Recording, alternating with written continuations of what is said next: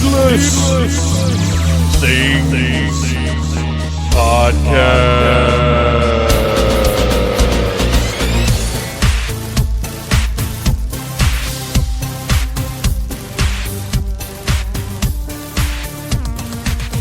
Welcome to the pre-Dragon Con episode of the Needless Things Podcast. Buckle up, because this is another one where I'm just going to talk for a while.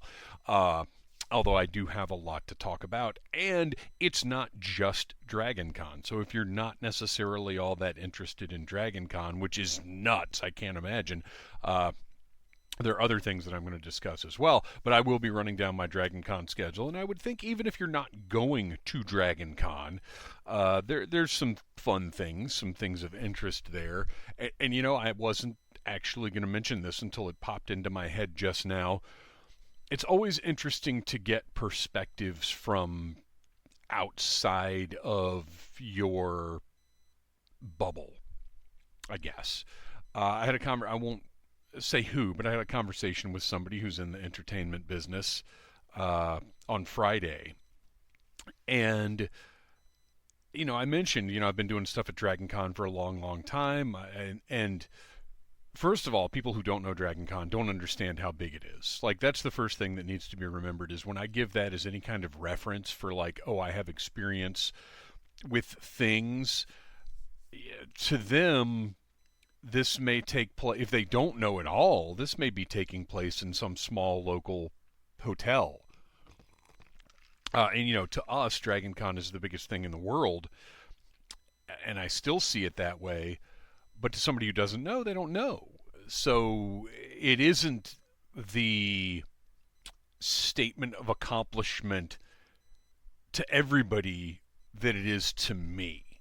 Especially, doing the game show at Dragon Con. Again, I've learned over the years that when I say I do a game show, people are picturing your standard convention game show where it's four guys in t-shirts sitting at a desk with, trivia questions. Which is obviously, well, not obviously, it's not what we do. We do a stage show with props, and it's like, it's huge. It is huge. This is something that I, at one point in time, and I haven't totally given up on this, but it is something that at one point in time was going to be, televised isn't the word right now, with streaming and everything, but was going to be a produced thing that people could watch. Like Taskmaster or Double Dare or whatever. It's that big, that production heavy. But again, you have to dig into that when you're talking to people who don't know, because otherwise they will almost always assume that things are smaller than they are. So in talking to this person in entertainment about Dragon Con, he's aware of it, but his awareness of it ended like 20 years ago or whatever. And I was saying, well, I want to get out to other big conventions and do things. Like, I want to present. I want to be able to travel. I want people to say, hey, we want Dave West at our convention to do things. And I realize I need to get out from, not from under Dragon Con. I'll never stop going there. I don't care what happens. But I need to get beyond that. And he said, well, and also I think the thing hanging over it, the guy that owns it being a pedophile. And I mean, he is no longer connected to the convention at all. And it was insane to me to hear that. Because that is, you can Google it. I'm not going to go into it here. But one of the guys that started it, Ed, I can't remember his last name right now. That's factual, but it's been many, many years since he had anything to do with the convention. It has moved far past any influence or proximity he might have had to it. And yet, to somebody who doesn't go every year, who doesn't keep up with it, who doesn't have an awareness of it, that's what it is in their head. And it's fucked up. But also that's a fact that I have to deal with when I'm talking, as I'm trying to grow beyond what I have been for the past 12, 13 years. That's something that I have to be aware of and deal with, is that because Dragon Con has been my pathway to where I am now. It's given me so many experiences, so many connections, whatever else. and it is such a big, huge part of where I am. But to some people, it's the one that pedophile started, and that's a fight that I'm gonna have because I can't, and I wouldn't separate those credentials from what I have accomplished. Uh, so yeah, that was interesting, and that if that alone made that conversation worthwhile, if nothing else, and I think that's how that conversation and then an interview. Well, I can talk about the interview now because it's done. Next Sunday, I will be. Hang on, let me pull up my notes so I get this exactly correct. I don't want to leave out any of the good details. Oh, wrong email. Sorry, everybody.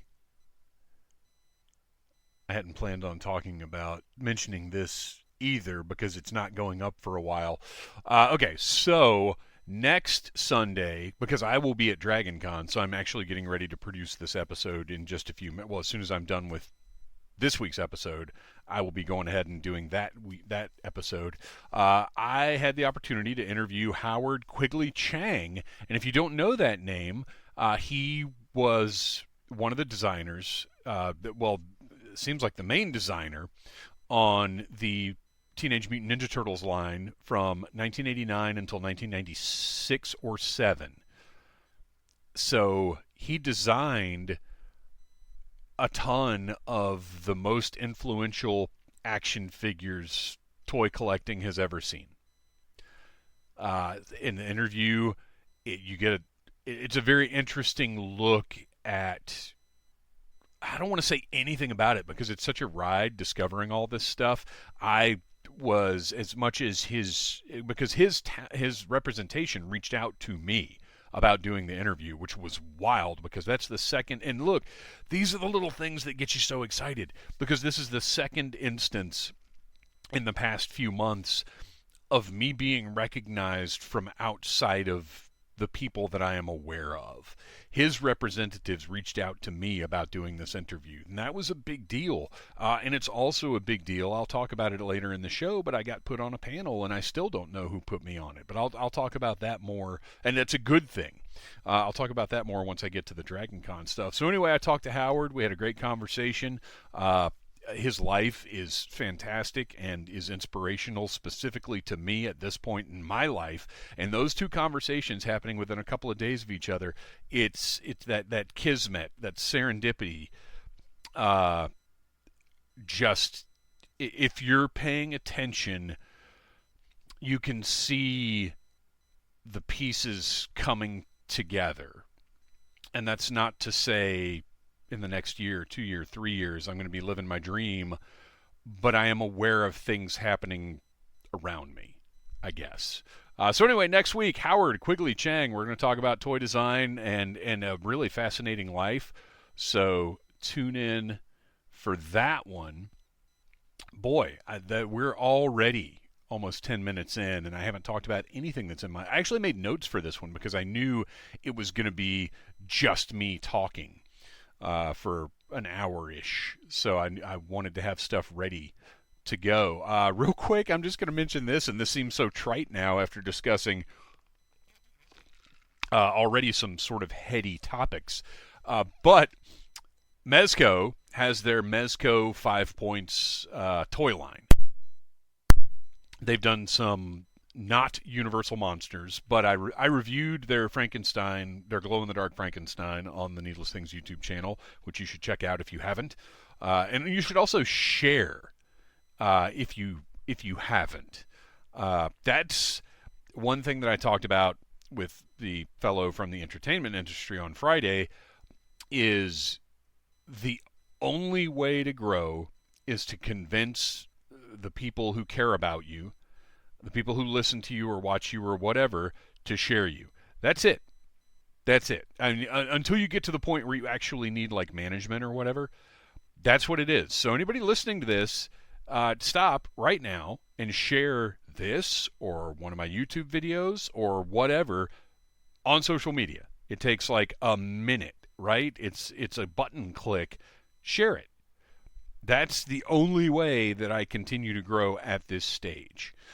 So anyway, Mezco has their 5-point series, and I ordered the Batman 89, the Batmobile, and the 3-figure set that's Batman, Joker, and Bob the Goon. And the funny thing is, yes, we got a Bob the Goon figure way back in the day, but this is so exciting because it means that Mezco is focusing on characters beyond just Batman and Joker, which is exciting.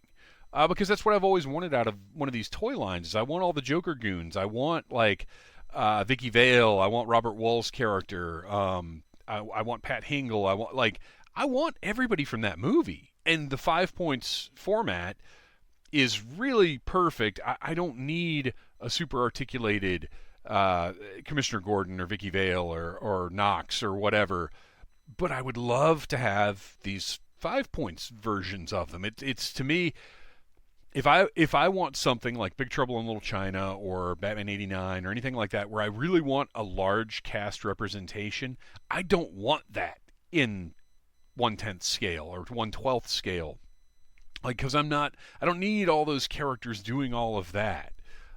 Just give them to me in a simple format where I can build the entire cast of the movie. And that's why I go back to as far as being a representation of an existing licensed thing. The original Star Wars line was it. It was the best. It was the greatest of all time because you had your Hammerheads and you had your Snaggletooths aside, right next to your Lukes and your Darths and your Hans. That's what makes that. Look, G.I. Joe. Just to be clear, G.I. Joe to me still the greatest toy line of all time. But it was a toy line first, whereas Star Wars was adapting existing media into figures, and for that purpose it's the best because it did it better. Nobody has ever done it as well as Kenner did it as far as representation in the line. All right, moving on. So there's a new Batman 89 set coming out. It's just figures this time. It's another Batman, but it's a great one because he has an option of like the opened up wings or cape. It's another Joker, but it's the one from the museum scene, and he has, just like the original Kenner figure, it was Kenner, right? He has the water, like you put water on his face and it reveals the makeup. Great, and it looks great. And then the third figure is the thug that holds the boombox in the museum scene, or you switch the parts out, and it is, oh shoot, it's one of the other thugs. Hang on, I want to look real quick.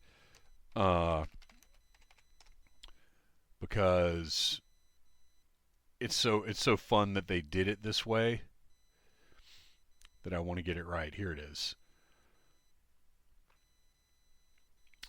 So yes, it is the thug with the chain from the fight in the cathedral. Or not the chain, the rope with the hook on the end. It's that thug. So this figure has two options. So you want two of this figure. However, these figures are only available as a 3-pack. What are you doing, Mezco? That's so stupid. Like, I want two of that figure. I will give you, because these are $66, so they're $22 a piece, which, honestly, yes, a little pricey for, well, I don't know. I'm not going to talk about the market. So $22 a piece.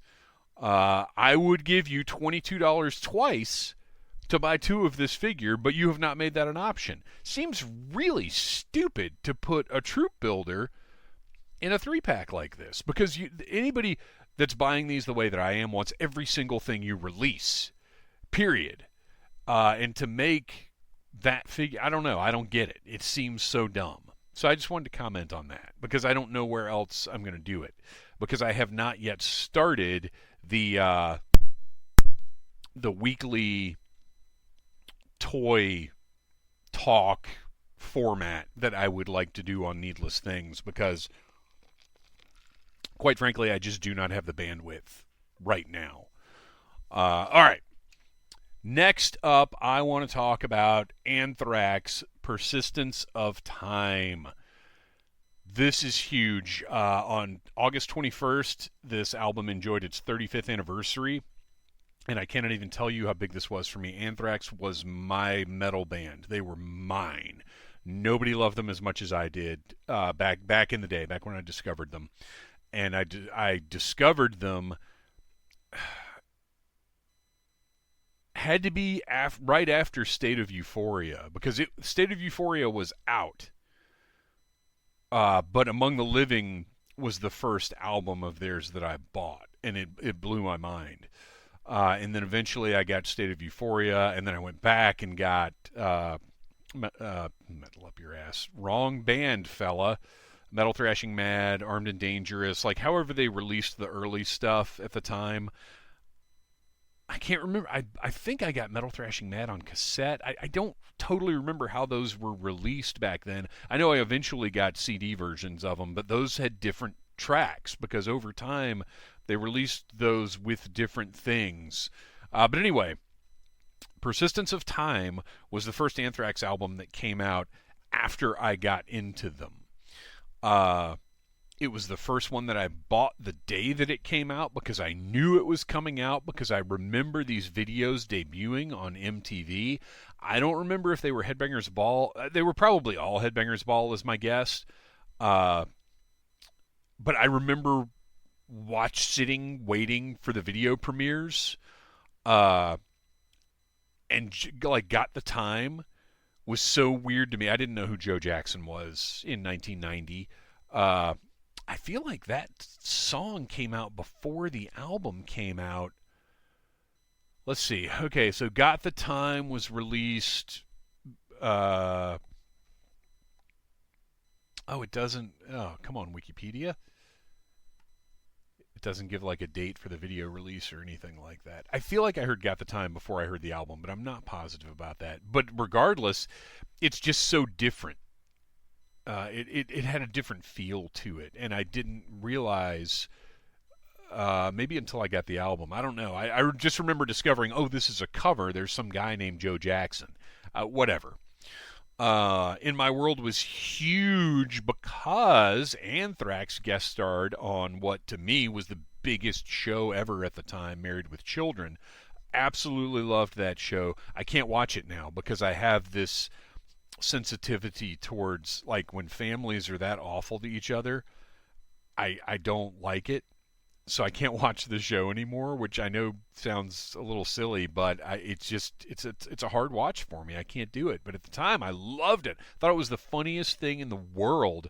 And there was an episode called My Dinner with Anthrax, and it was based around Bud and Kelly winning Dinner with Anthrax. But Anthrax came to their house, and it was kind of a nightmare, really. But it's hilarious, and that episode I'll watch because Anthrax is in it like kind of a lot compared to other guest appearances on shows at the time, especially for a band because it's not like Anthrax was Madonna or something. It's not like they were. Anthrax were on this show most likely because the people who created the show were fans of Anthrax, not because like, ooh, we'll do really big business by having Anthrax on the show. You know what I mean? Like I'm sure there was a certain amount of synergy of like, well, they've got a new album and we'll incorporate with that. But like having Anthrax guest star on your show was not necessarily a ratings pop. You know what I mean? But it was Fox, and Fox was wild at the time. So anyway, that was huge. They played My World on that after they eat the mystery pack out of the refrigerator. Like I said, go watch that episode. It's really fun, and seeing Anthrax just sort of have fun is great. And that was the big thing, is I loved Anthrax because they were fun, because they had songs about Judge Dredd and Stephen King books and whatever else. Like I have never had much tolerance for people who take themselves too seriously. And with, like, don't get me wrong, I dug Metallica. I thought they were really cool. But when and Justice for All, like, I was just like, it's just so, like, it just felt like they were jerking off, and their career did not get much better after that. Look how fancy we are with such artists. I don't know. I could do a whole other episode about Metallica and my perception of their career over time. But Anthrax never seemed to take themselves too seriously. And then Persistence of Time came out, and while I could have had that reaction of, oh, I guess they're artists now, because Persistence of Time thematically is very different or tonally, really. Because thematically, Anthrax have always worked a degree of social justice and consciousness into their lyrics. But Persistence of Time, from beginning to end, is just, it's heavy. But I was already so in love with the band at that point that I was 14 when this came, August 21st, 1990. I was 14. And I feel like 14 is the start of where we as people want to be taken a little more seriously, where we start to try to recognize the world in more adult terms, where our minds have really gotten out of childhood and are just developing and recognizing the world in a different way. So that, coupled with the fact that I already just loved this band more than this, by this time I loved Anthrax more than, because I would say Beastie Boys and Weird Al were like, Weird Al was my first true musical love. I loved Michael Jackson. Prince was a little too scandalous for me early on. That love didn't come until later. Weird Al really was my first musical love, and then Beastie Boys came along, speaking of not taking themselves too seriously. And then but Anthrax really did become it for me. So when your absolute favorite band in the world, who's never done anything you even remotely came close to not liking, puts out an album that's this different and yet still accessible, they didn't really change their sound, while sonically I do think Persistence of Time is more mature. It's still recognizably Anthrax. It's not like the difference between Metallica and their Southern rock album phase. It's not like that at all. It's just different. So I was primed and ready for a different Anthrax, and they gave it to me. And I think this album also helped me mature, mentally, musically, in a lot of ways. And right now, actually, I've got. Did I close it? I did close it. I'm gonna have to pull it back up real quick, because I haven't. This song, even before I really got the concept of what it is, the song "Time" has always just hit me really hard. And I wish I had been more thoughtful when I was younger. I wish I had been more thoughtful my entire life. But I wish I had taken things in on a much deeper level. I wish I had been more contemplative, because I think that. So listen to here are some of the lyrics from Time. And I'm going to try not to just read the whole song here, and listen to it. Just look up Anthrax Time right now and listen to this song. I got so much trouble on my mind, paranoia time. And the paranoia of this is not, I don't identify quite as much there. I'm running out of life, clockwise and the seconds tick away.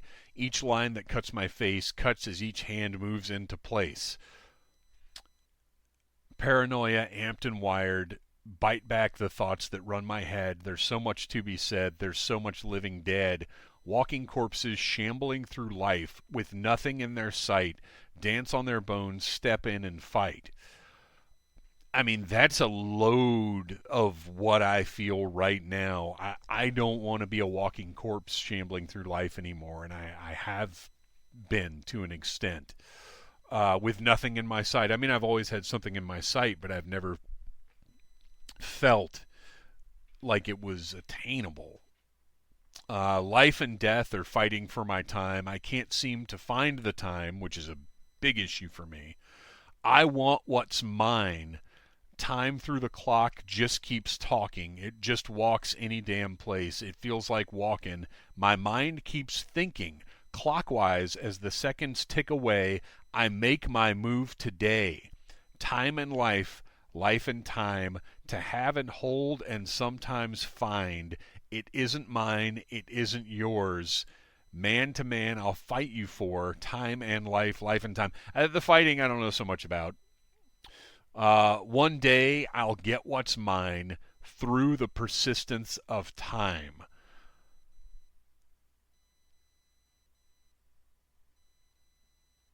Life and death as words, they don't mean shit. It's what you do with them and how you live with it. Raging like a bull inside a cage, just give me a stage where this bull can rage. I mean, this is such a tremendously personal song to me right now. Because I listened to the album the other day on the anniversary. Well, I mean, I listen to this album all the time. To say I listen to it 10 times a year would probably be an understatement. But I listened to it the other day and really sat down and I put it on. I've talked before about how impactful I think listening to things on vinyl is, because you really interact with the music in a physical way. I think you need, if you haven't engaged with your favorite album on vinyl, then you really haven't engaged with it, in my opinion. So to put it on, to truly understand this is the opening track, and to truly understand this is the first track of the B-side, to get up when a song is done and flip it over, and again, engaging in a physical way, it makes your mind take the music in differently than if you're just pressing a button on your dash or your phone or whatever. So anyway, that song is just a lot to me right now, and the fact that it's 35 years old just absolutely blows my mind. If you're any kind of fan of metal at all, you probably already own this album. If you're not necessarily a fan of metal, at least when you're done with this episode, find just Time by Anthrax, the song. Just listen to that song and let it affect you. Think about it. Think about what they're saying. All right. Real quick, I want to talk about Alien Earth, and then we will move on to Dragon Con, to me at Dragon Con, and what I'm doing in preparation. So Alien Earth, oh my gosh, I'm so happy with it. I'm so happy with it. I loved what Prometheus, the direction Ridley Scott was taking with and looking into AI. Back then, this is not retroactive. This is at the time. I was like, oh my gosh, look what he's doing here with this sort of established franchise concept and going in a completely different direction about a completely different existential threat. I really loved it. And the fact that the show, which it's not surprising because this is the guy that did Legion, this is the guy that did Fargo, like, unsurprising that the show is excellent, but the show is excellent. It is taking all of the concepts from Alien and deepening the exploration, amping up what they are, because one of the things about Alien that was kind of weird to me is they were only ever alien, like xenomorphs, or the aliens that we know. There was never any other exotic life forms in it, in the films. This, if you read the Dark Horse comics back in the day, which if you haven't, you should, because they're still fantastic. The comic writers, the comic creators, really took the base concept of Alien and expanded on it in such satisfying ways. And this feels like those comics. It is expanding on the world. There are other creatures besides just the aliens that we all know. There's exploration of AI and of transhumanism, which I didn't necessarily expect. Well, I didn't expect it all out of the show, to be honest. We know that cyborgs have been a thing. Alien Resurrection featured a character with enhancements. But really, this is exploring all of these concepts in a very satisfying and heady way. The cast is mind-blowingly phenomenal. And Timothy Olyphant, who I've always been a fan of, he's doing this amazing thing where if you had told me before I saw this show that Timothy Olyphant would be more... he would be weirder and more... and not creepier. Creepier is not the word I'm looking for. Ominous, maybe. Weirder and more ominous than Michael Fassbender, I wouldn't have believed you. Because Timothy Olyphant's whole thing, no matter who he's ever been playing ever, he has this charm. Like, that's his thing. You want to watch this guy. You just love him. He's just captivating. He's got this...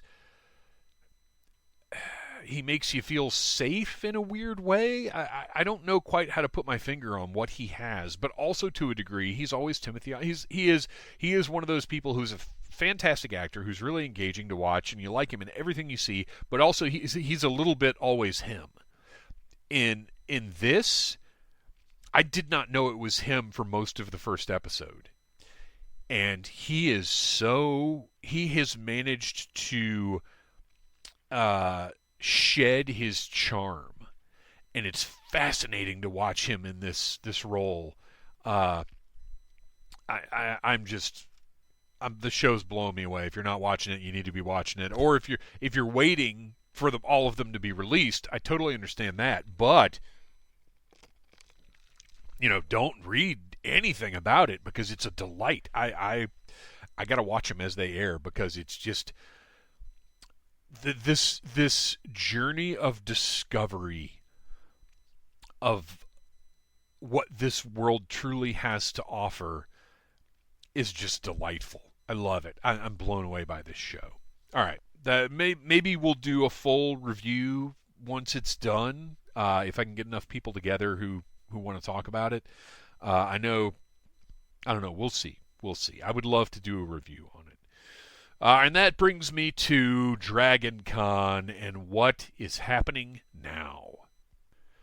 Dragon Con 2025 is this weekend at the Marriott, the Hilton, the Cortland Grand, the Westin, the Hyatt. Isn't there one more hotel now? Maybe it is 5. Okay. Oh, here it is. Look at your info sheet, fool. The Marriott Marquis, the Hilton Atlanta, the Hyatt Regency, the Westin Peachtree Plaza, the Cortland Grand Hotel, and the America's Mart. So it's 5 hotels, 6 locations. And I got to tell you, I love everything that's in the America's Mart being in the America's Mart, but I absolutely resent how difficult it is to get into the America's Mart. I just hate it. There's got to be a better way. It's such a massive location. There's just no reason for this one line slowly trickling into it. I don't understand it. I should ask Mike Gordon about that. Let's see here. Okay, so it's downtown Atlanta, and it's phenomenal. I will be down there from Thursday morning until potentially very, very early Monday morning. Hang on. You know what I'm going to do? I'm going to live right now send Mike Gordon a message. I'm sure he's busy and can't just jump online at my beck and call, but I'm going to shoot him a message. Are you available right now to jump online? Okay, if not. Maybe I should call him. It'd be funny to just call him, too. What a weird thing that would be. All right, so I just sent a message to Mike Gordon, because this America's Mart thing truly is ridiculous to me, because they have panels there. And people who aren't even going in there to shop or whatever just want to go in to see a panel and they can't get in. Like, it's stupid. I mean, it really is. I feel like they've got to figure something out. So anyway, if Mike Gordon gets on, I will jump up. I will start up a little StreamYard chatski with him and then inject it in here later. Oh, he's replying. Let's see what he says. Let's see what the extremely busy, because we're all extremely busy right now. So anyway, moving on from America's Mart. Okay, forget America's Mart because Mike just said he actually does have a few minutes right now. So what I'm going to do is set up a little StreamYard uh, conversation and just put a pause in right here. And we'll be right back with Mike Gordon with hopefully some insight about America's Mart. Unbelievably, Mike Gordon, one of the hardest working people I know, a busy man, had just a few minutes to take out of his pre-Dragon Con Sunday to stop by Needless Things. Mike, thank you so much. Howdy. Well, just goes to show I will drop everything for you, Dave. Well, and I appreciate that because, quite frankly, this is a ridiculous imposition on your time. But so, as the listeners who have listened up to this point know, I hit a snag in talking about my Dragon Con experience this coming weekend because I was talking about the host hotels, Marriott, Hilton, Hyatt, Westin, Cortland Grand, as it is now known. Yeah, we still call it the Sheridan. Yeah, right. And then I hit, and also America's Mart. And I was suddenly filled with this just anger about the way the America's Mart is handled. Because as I think I've already discussed with you, Danhausen is going to be at Headlocked Comics table in America's Mart Friday from 4 to 6. Very exciting.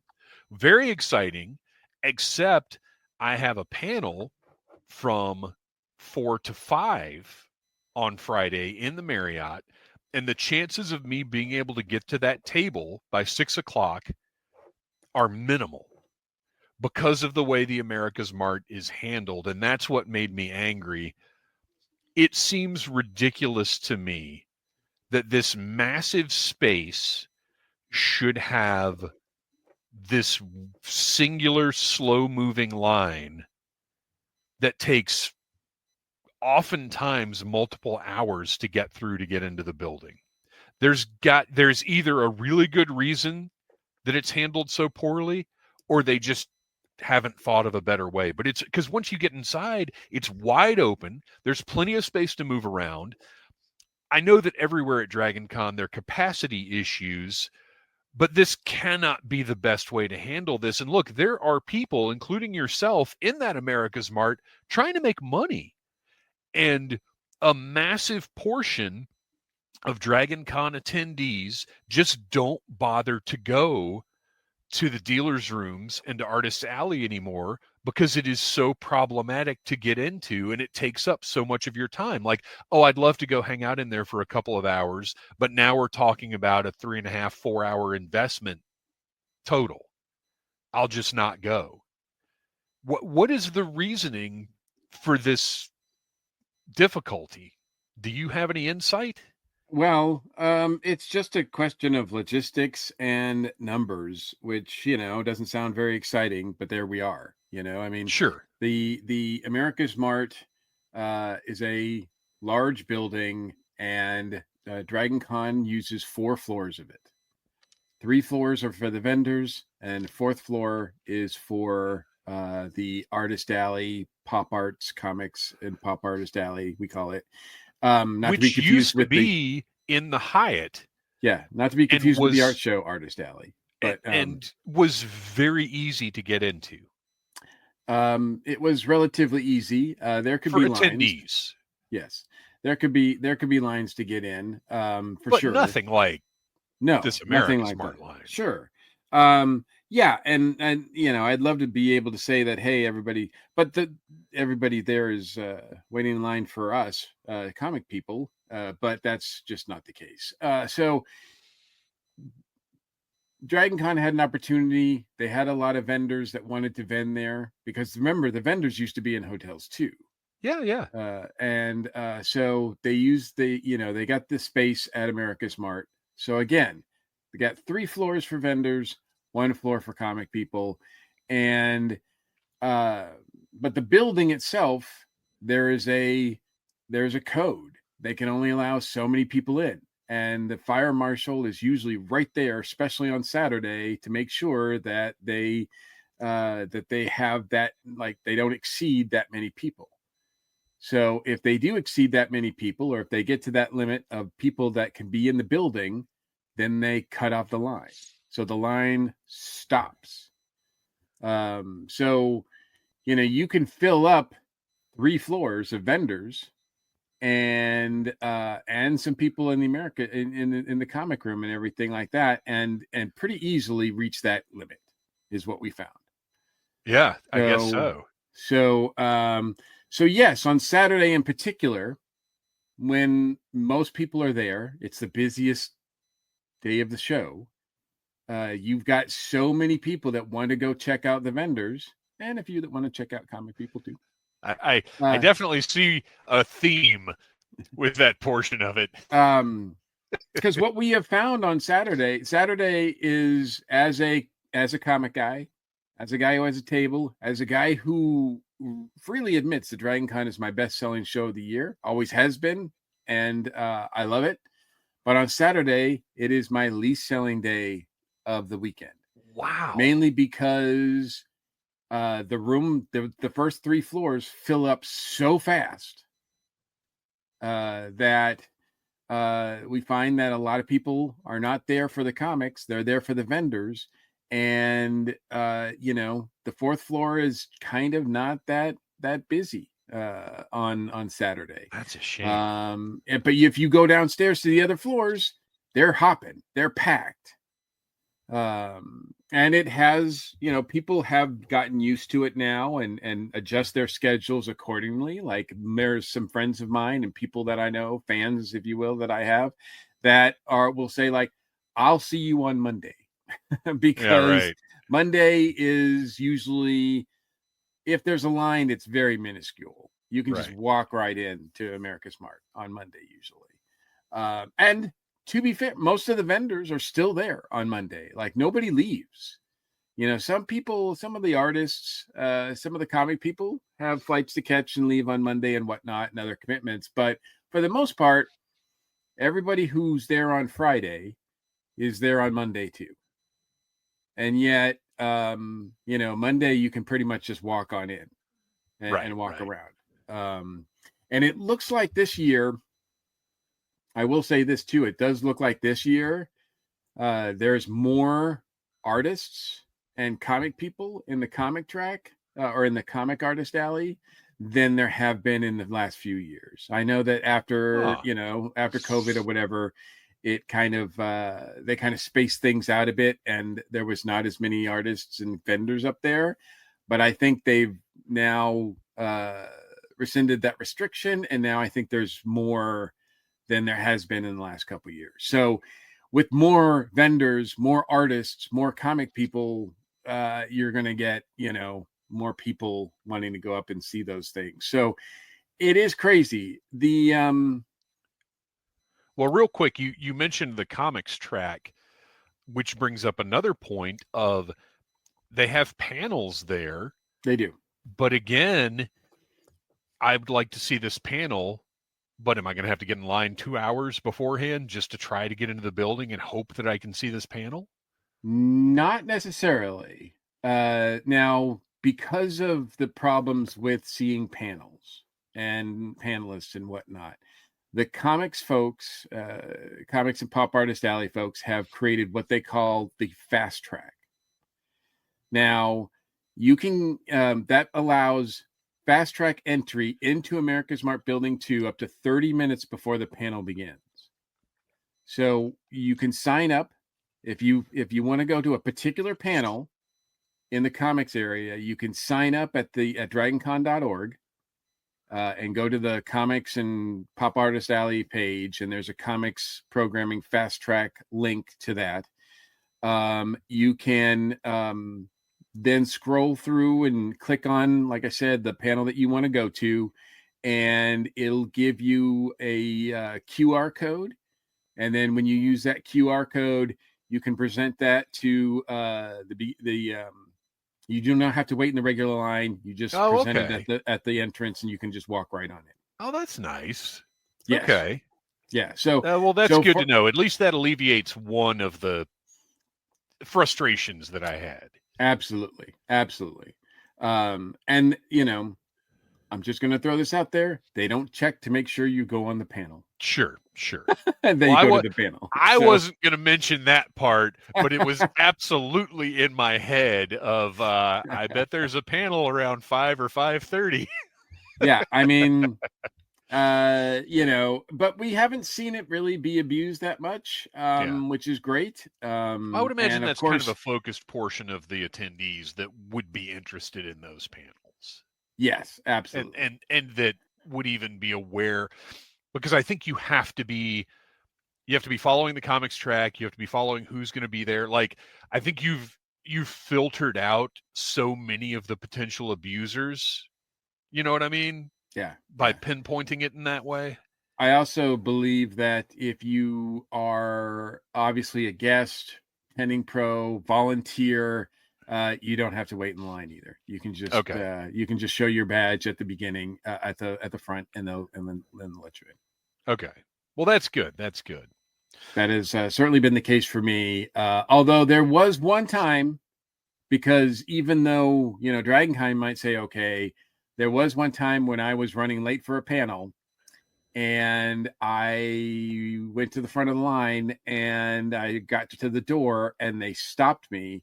And it wasn't the DragonCon volunteer that stopped me. It was the building security and fire marshal that stopped me because they hit that limit. So they had to wait till a few people left before they could let some more people in. So and at that point, it's out of DragonCon's hands. Exactly. And it is something that is almost completely out of DragonCon's hands. I mean, obviously they rent the space and everything like that, but as far as the building and the fire marshal codes and the people that can be in there or whatever, they have no control over that. Well, it's just like, look, not to brag, but it's just like the game show every single year where we hit a point and we start turning people away. Like, I would love to pack them in, but that's not an option, and that's not our choice to make. Right. And I don't think DragonCon wants to be as big as it can be, obviously, for all sorts of reasons. And there's nothing really wrong with that. I mean, I know a lot of people would love to go to those, numbers that were 10 years ago of 30,000 people or whatever. Or the cap. Those days are gone. Yeah. I mean, certainly the year after the pandemic was nice and roomy, but they have said that they do not want to reach 2019. They have no goal right now to reach 2019 numbers again. Yeah. So 2019 was when it was like 85 to 90,000, I think, people. So I think they have said that they do not wish to get that big again, that they are going to do what they can. They haven't gotten to the point where they've cut off memberships as far as there's no limit, although day passes there are. Right, that's what I was going to say, is they have made the move to limit the single day passes, right? They have. Yeah, but a full day the full 4-day membership is, I think, still pretty available. So they do what they can, but it's just a question. It's just one of those things when so many people are there and so many people want to enjoy it, it's kind of a hard, like, how do you balance that out, right? Well, and look, for as massive as because you are closer to truly comprehending the size of DragonCon than I am, because you do the DragonCon report, cheap plug. Yes.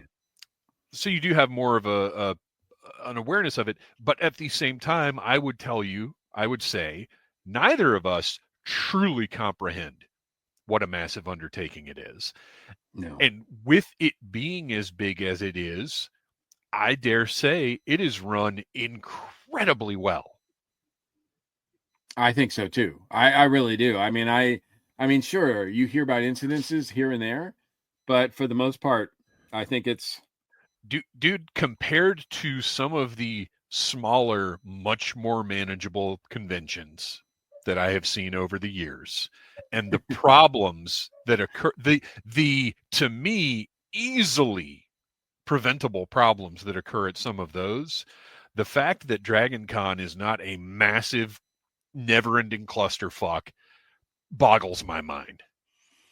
Yeah, and and you hear like, unfortunately, as big as it is, and because Dragon Con offers so much diverse programming for people that they want to see everything. They want to see the big damn game show. They want to see the puppet slam. They want to see the guests that are there, Shatner or whoever, right?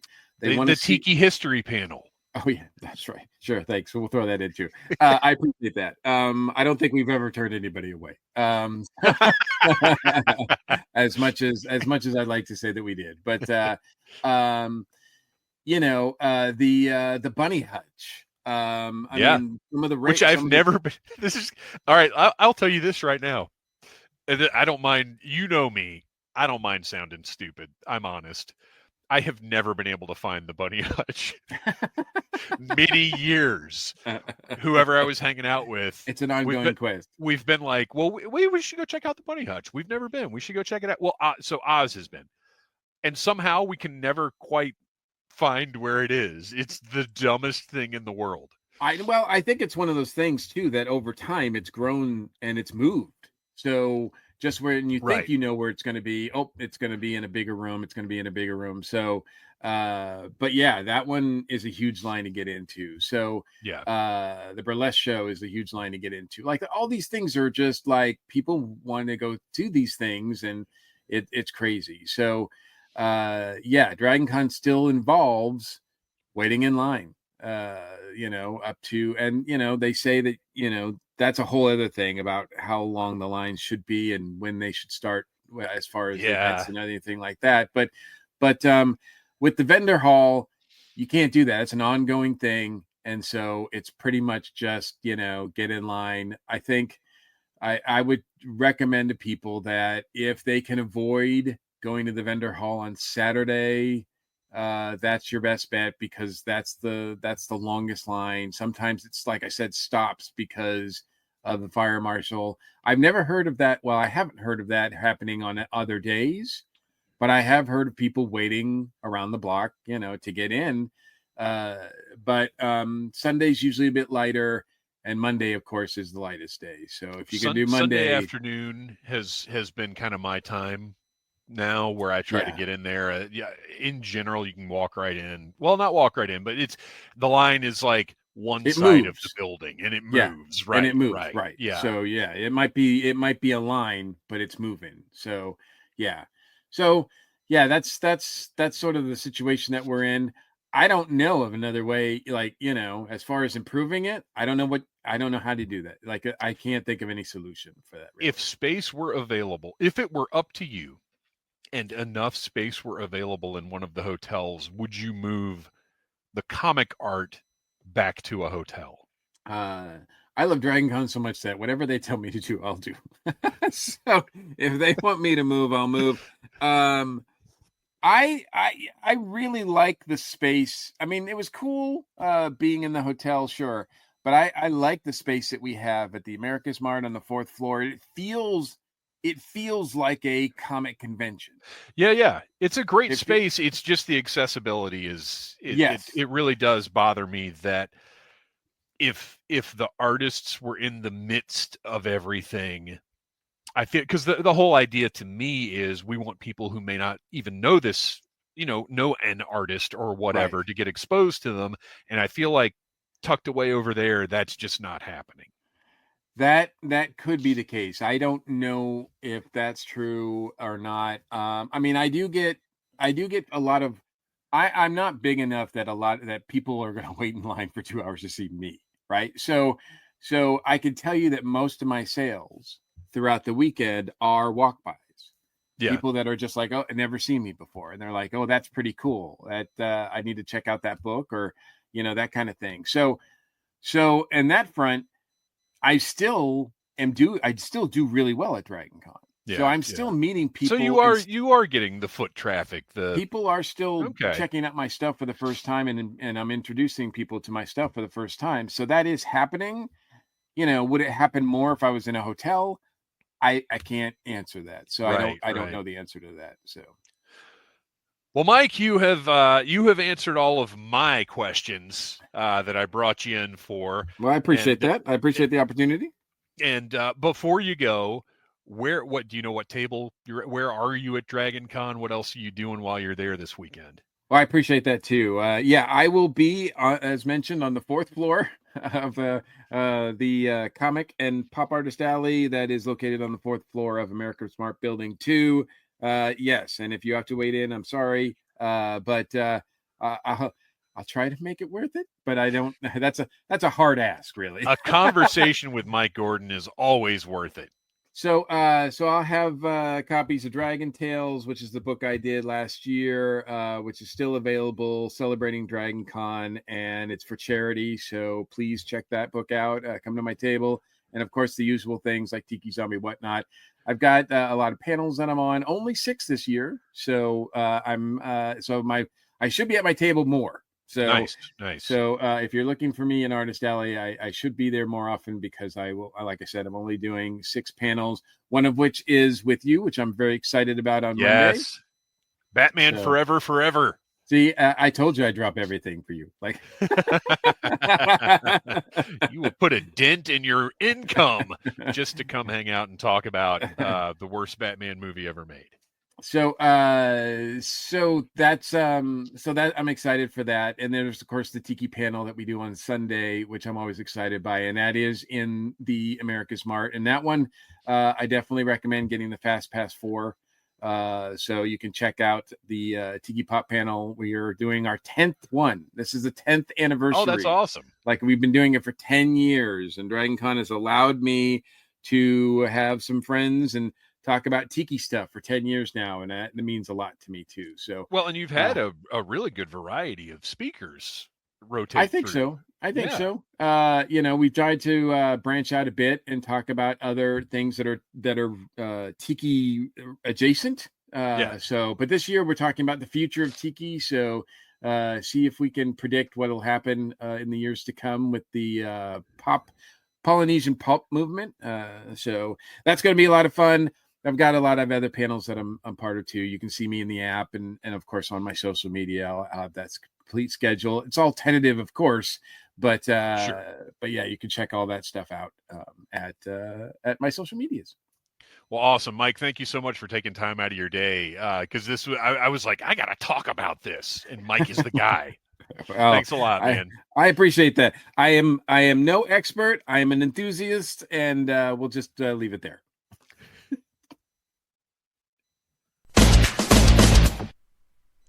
So that answers the questions that I had about America's Mart, and also just kind of to a degree confirms how I feel, but at the same time, it's the best solution.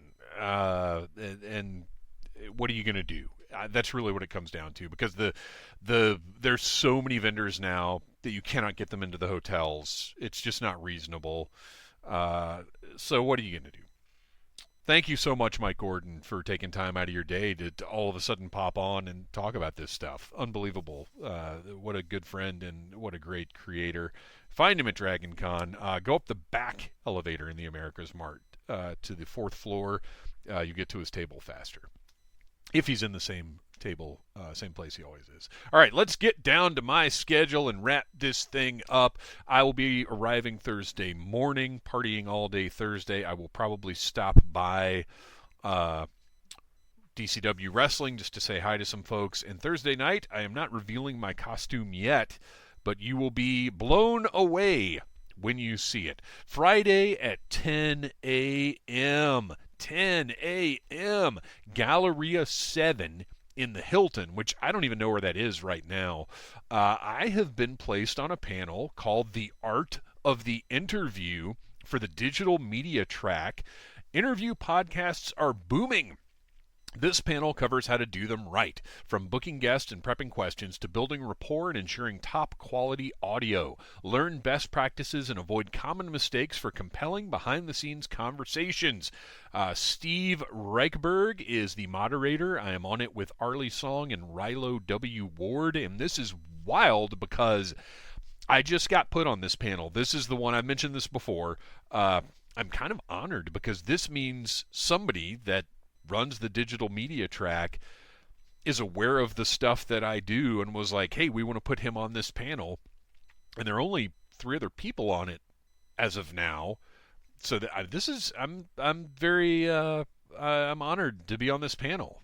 So I'm excited. I don't know exactly what it's going to be, but I know I can handle myself. I actually had a great interview. Well, I mentioned it, talking to Quigley.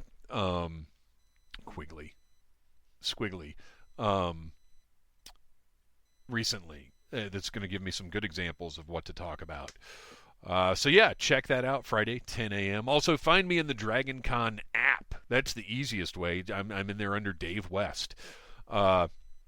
Friday at 1 p.m., Batman Forever in the Marriott M103-105 for the Classics track. And it's just going to be a blast. You know we're going to have fun. I'm running this one with Michael Bailey, Nicole Gould Cadaver, Ryan Cadaver, and Mike Gordon, who you just heard. We're going to talk about Batman Forever, but you know how we do. It's going to be a lot of fun. Friday at 4 p.m., same room, audible interlude, Further Adventures of G.I. Joe, 40 Years of Dark Pyramids. I am currently putting that panel together. Well, it's pretty much done now. But me and Christian and Noel do an audible interlude live. Again, you know how we do. We have a lot of fun. We're going to have giveaways. It's going to be a blast. And we will be releasing the audio from that. So the Batman Forever audio will be released as part of the Needless Things podcast. Audible interlude, obviously, it is that week's or the following week's episode. We'll release the live audio from that. I don't know if I'm going to do video for any of this or not. It's just so... I know I should... We'll see if I do. Saturday, 10 p.m. is my net. Okay, so I guess I'll talk about this. Friday, as soon as the Audible Interlude panel is over, I am rushing over to America's Mart. Hopefully, I will be able to meet Danhausen. He's going to be at the Headlocked Comics table from 4 to 6. And then Saturday morning, I went ahead and just paid for a photo op with William Shatner. Because I've been kicking myself for years for not getting pictures and autographs from Shatner and Nimoy when they were there years ago. It might have been 10 years ago now. I'm not sure. I went ahead and bought a photo op with William Shatner. I'll be doing that Saturday morning. Saturday, after that, I have nothing going on until the Big Damn Game Show at 10 p.m. Big Damn Game Show, obviously the center point, the crown jewel of my Dragon Con weekend. It is in the Hyatt International North Ballroom. It is a larger ballroom than what we had last year. Actually, this is the largest ballroom we've ever had because we've been in the International South before, but the North is bigger. So it's the Big Damn Game Show. It's wild. It's crazy. It's fun. We work on it all year long.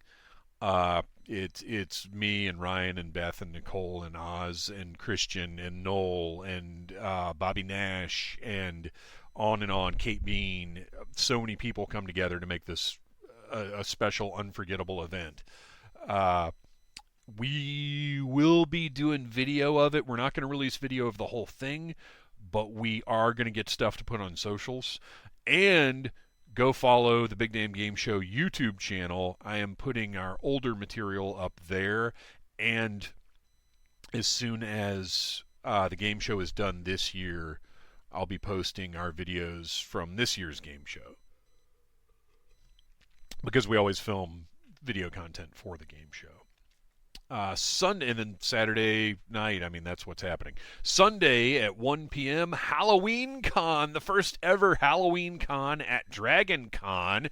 It's a what did Joe Crow writes the descriptions for these. It's a spectacular celebration of all the craziness and silliness of Halloween. So this is about the holiday, not about the movies. We'll probably talk about the movies a little bit, but it really is all about the holiday of Halloween. This is me, Beth, Christian, Ryan, Nicole, and Oz, and it's going to be a blast. We're going to have a great time. Hopefully Well, you know what? You just have to be there. It's going to be wild. Again, you know how we do. And then Sunday at 5:30 p.m., same room, Marriott M103 105, the Panel of Adventure, the proven panel where the con buddies get together and read from a choose your own adventure book, but the audience decides where our adventure goes. This is probably technically the most fun that we have. Obviously, the game show is huge, it's big, it's great, but we work so hard. The Panel of Adventure, we bring all of that energy to it, but have none of the prep time, so it's just more fun.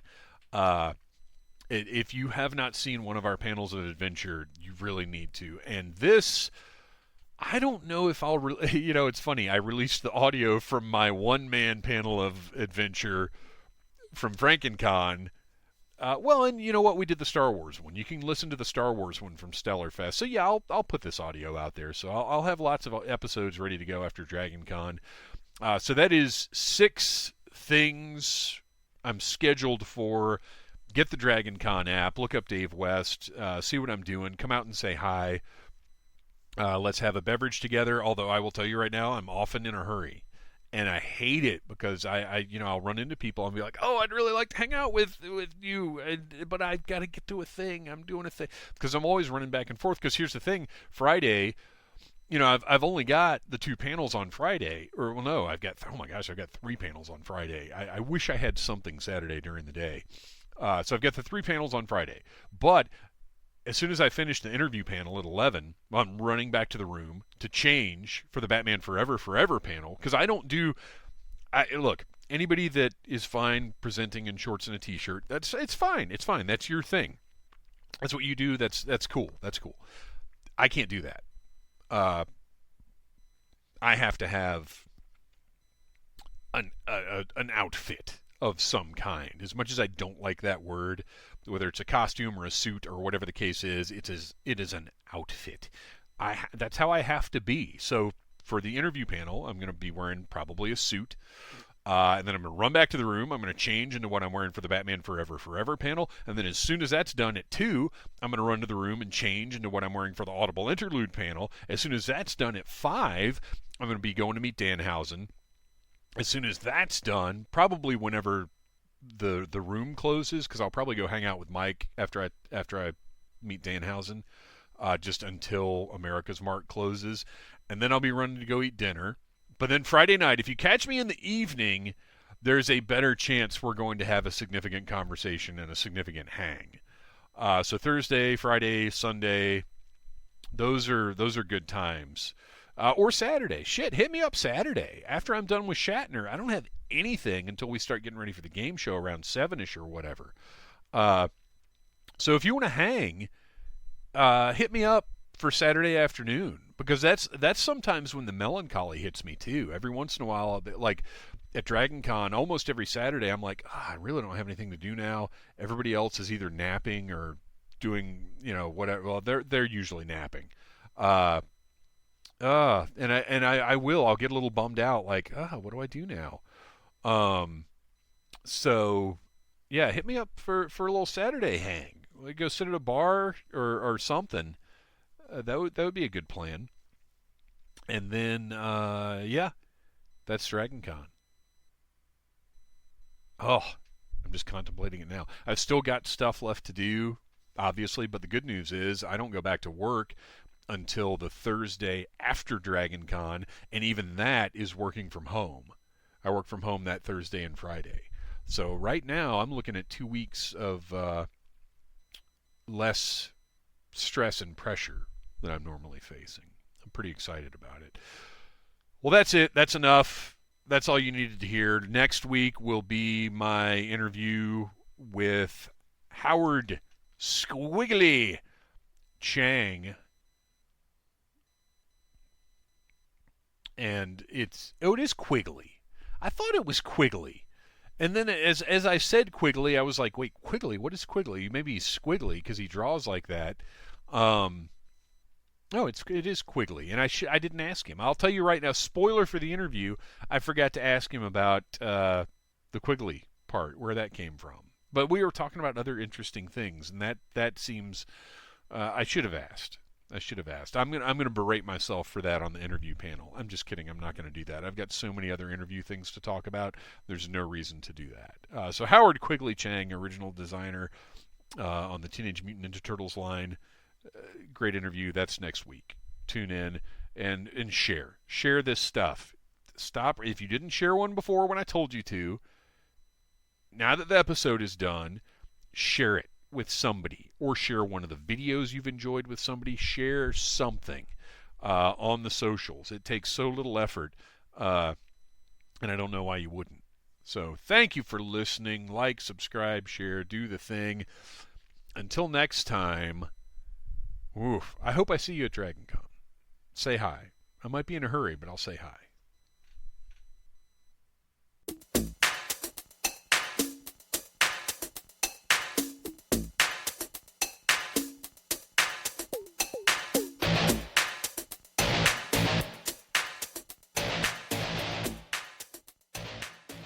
You have been listening to a Needless Things production. Follow us on Facebook, Instagram, and YouTube for the very best in toys, movies, music, and pop culture. Until next time, be kind and like what you like.